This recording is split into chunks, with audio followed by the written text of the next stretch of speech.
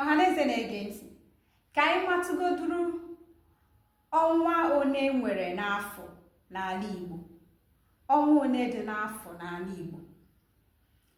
Ndị Igbo anaghị agụ ọnwa ka otu ndị oyibo si agụ nke ha. English people, they have 12 months, mana ndị Igbo nwere 13 months. Biko ya gbanagịgharị dere jụụ, aga m akọwara gị ọfụma. N'ihe onyonyo m mere mgbe mbụ, asị m na Igbo nwere mkpụrụ ụbọchị 4 n'izu nke ha ji afịa ha na-azụ wee na-agụ. Nke mbụ Afọ, Orie, Nkwọ nakwa Eke. Afọ, Orie, Nkwọ na Eke. Mkpụrụ ụbọchị mkpụrụ ahịa afịa na-anọ bụ ihe mere izu n'ala Igbo. Igbos have 4 days in a week, not 7 days. Anyị nwere mkpụrụ ụbọchị 4 n'izu, ọ bụghị mkpụrụ ụbọchị 7. Ị chọrọ ịmata mkpụrụ ụbọchị one dị n'ọnwa, ị ga-ejiri mkpụrụ ụbọchị 4 gaa ugboro 7. Iwelie tụọ gengem ugboro 7, ị nweta mkpụrụ ụbọchị one ndị Igbo nwere n'ọnwa, nke merie 18. Ndị Igbo nwere mkpụrụ ụbọchị 18 n'ọnwa. Ndị Igbo nwekwara izu 7.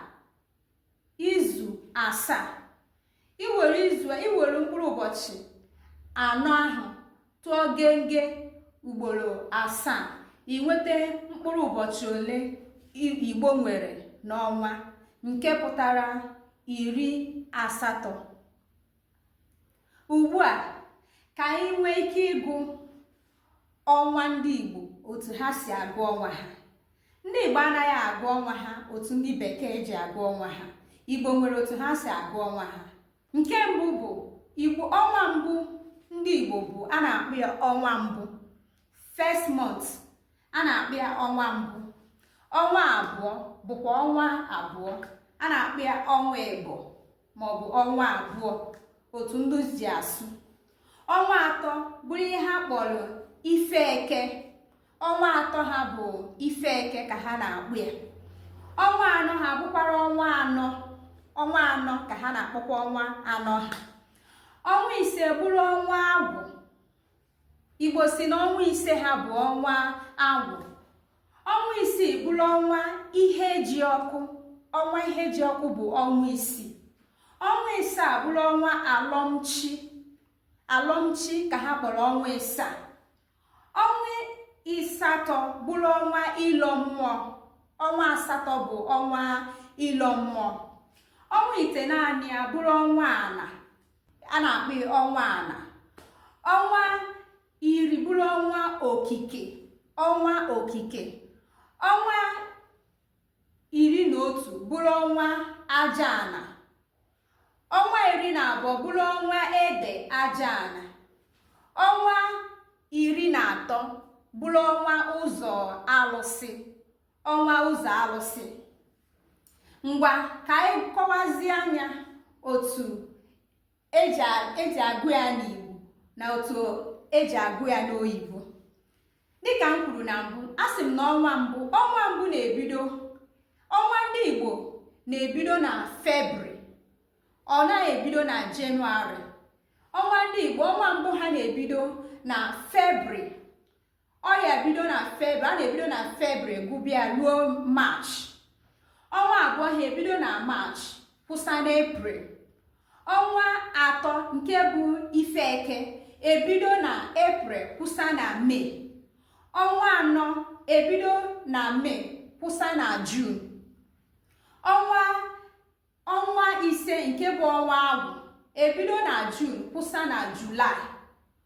Ọnwa isii nke bụ ọnwa Ihejiọkụ ebido na Julaị kwụsa na Ọgọst, mbidote Ọgọst. Ọnwa Alọmchi nke bụ ọnwa ịsaa ebido na etiti Ọgọst wee kwụsa na mbidote Septemba. Ọnwa ọnwa asatọ.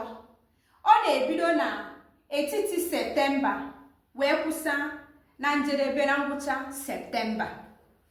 Ọnwa itenaanị nke bụ ọnwa ana, ọ na-ebido na ya bụ ọnwa Ọktoba. Ọnwa Ọktoba bụ ọnwa ahụ. Ọnwa iri na-ebido na mbidote Nọvemba wee ruo na ngwụcha Nọvemba. Nke ahụ bụ ọnwa okike. Ọnwa okike. Ọnwa 11 bụ ọnwa aja ana na-ebido na Nọvemba, ngwụcha Nọvemba ọ banye na Disemba, o jedebe n'etiti Disemba. Ọnwa ede aja ana na-ebidote nke bụ ọnwa 12. Ọ na-ebidote na ngwụcha Disemba wee ruo na mbido Jenụwarị. Abịazịa n'ọnwa ụzọ alụsị, nke ahụ na-ebido na ngwụcha Jenụwarị wee banyezie na mbido Jenụwarị. Otu ahụ ka ndị Igbo si agụ ọnwa ha. Ama m na o nwere ihe mmụta.